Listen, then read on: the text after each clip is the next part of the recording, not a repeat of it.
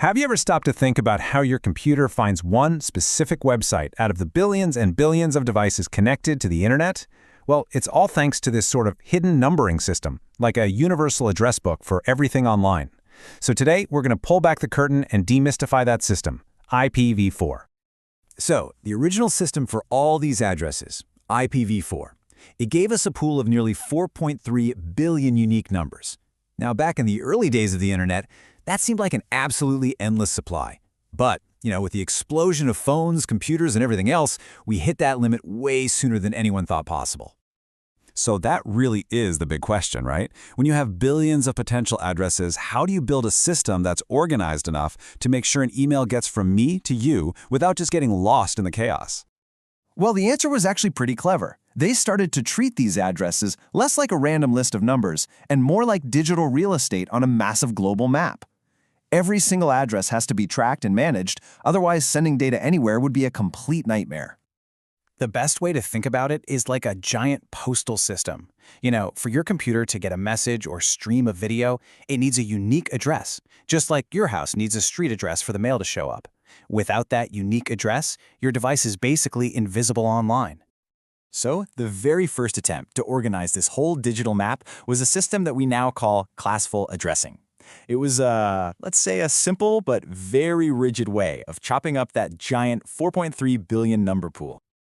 Basically, this early system just carved the entire internet into these huge chunks called classes. If you look at the table, you can see what I mean.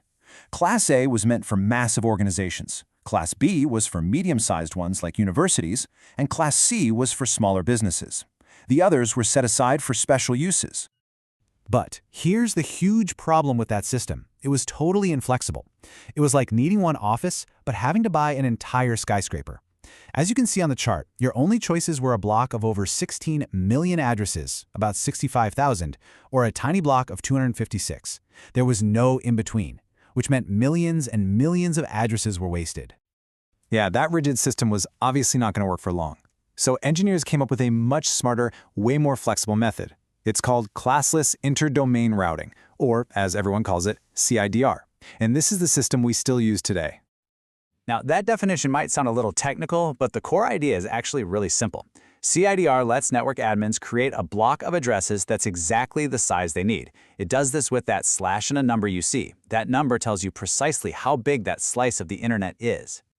This table breaks it down really well. A /8 is like the old Class A. It's this continent-sized network. A /16 is more like a city, and a /24 is a small neighborhood. But the real beauty of CIDR is you can also have a /22 or a /27 or whatever you need. It gives you total flexibility. Okay, so here's the one thing you really have to remember, and it can be a little counterintuitive at first.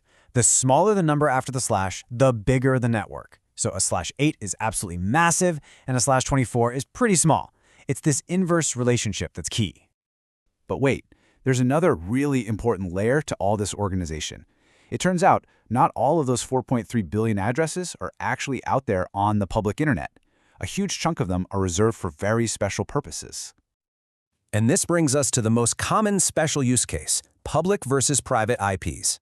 Your public IP is like your home's street address. It's totally unique in the whole world. But your private IP, that's more like your apartment number. It only has to be unique inside your own building. Your laptop, your phone, your smart TV, they all have private IPs to talk to your Wi-Fi router. These specific ranges right here are set aside just for private networks. In fact, I'd bet if you check the network settings on your computer right now, your address will almost definitely start with 10.172.16 or 192.168. This trick of letting millions of private networks reuse the same addresses was a huge deal in slowing down how fast we ran out of public IPs. And then there's maybe the most famous special address of all, 127.0.0.1, also known as localhost. It's a universal shortcut that always, no matter what computer you're on, just means this machine right here. It's like a digital home button for network traffic, which is why developers use it constantly for testing. And the list of these special addresses just keeps going. You've got API-IP addresses, which are addresses your computer literally gives to itself if it can't find the network. And then there are multicast addresses, which are used for things like streaming one video to many people at once. The whole system is just full of these clever, special-purpose reservations. So let's zoom out for a second and put all these pieces together.